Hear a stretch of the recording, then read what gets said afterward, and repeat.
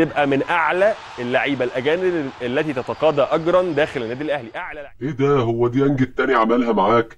يعني مش وسام وامام والحوارات دي بس، لا حتى ديانج. مش كان ديانج ده امضي يا ديانج ماشي، اطلع اعاره يا ديانج ماشي، العب يا ديانج حاضر، اقعد دكه يا ديانج حاضر. عملها معاك وهو عايز بيتكلم في الفلوس اهو.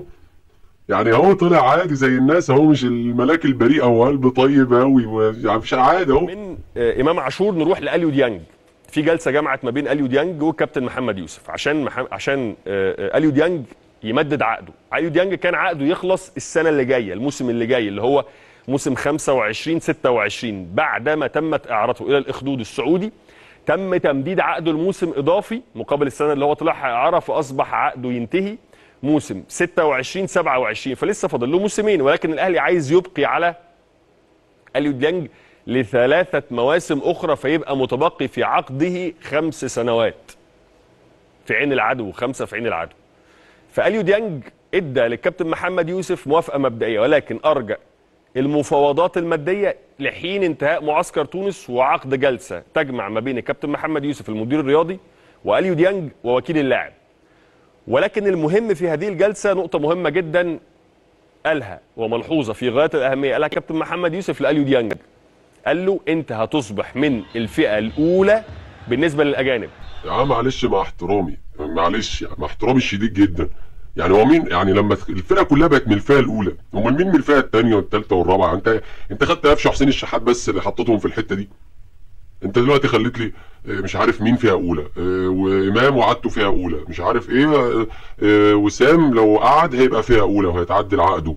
طيب وديانج في الاجانب فئه اولى، طب ما بن شرقي الثاني مش عارف هيعمل لك موال كده كده، بن شرقي بياخد رقم، وهيجي لك مين تاني عندك اجانب؟ والله ما عارف، انت من كتر المشاكل اللي عندكم كل واحد نسي اللعيبه اسمها ايه، وكل واحد بقى دلوقتي بقى ايه بيشطح، انت بتدفع بالمليارات يا باشا.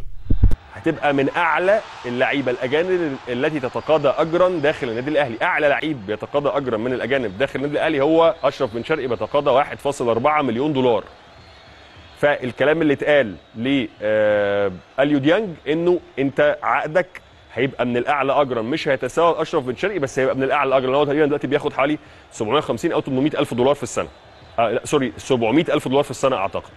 تمام؟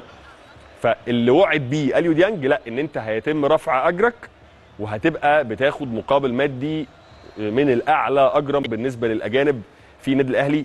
وحق الله يعني ده رايي بقى، الراجل ده ما يتسابش والراجل ده يتراضى، لان الراجل ده كولر داس عليه قوي وما كان يجب ان يتم رحيله، والنادي الاهلي او ادارته ما بتعملش حاجه غير بعد استطلاع راي المدير الفني، فكان اعارته دي بناء على عدم حاجه كولر ليه.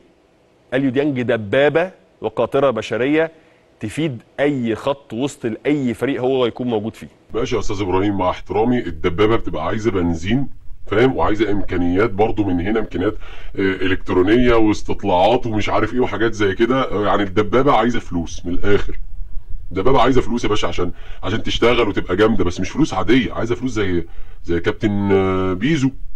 يعني هتقدر، ما بقاش واحد دبابه شايل لك نص الملعب كور شمال ويمين وبقطع وبيطلع عيني، عشان في الاخر كابتن بيزو يخش يحط ضربه جزاء ويبقى هو الجامد اللي بياخد مليارات. يا عينها برضه يا كابتن ابراهيم، والله احنا عايزين يا باشا، لا ياخد يا باشا، خد يا باشا، اطلب اللي انت عايزه، انت الدبابه. وكولر بقى مش كولر، ريبيرو مش ريبيرو، انت هتستاهل تبقى موجود وتتقدر وتاخد الفئه الاولى والفئه الثانيه والثالثه مع بعض يتجمعوا ويتحطوا لك انت ديانج. دوس يا باشا، دوس والناس كلها معاك، ربنا يوفقك يا ابني.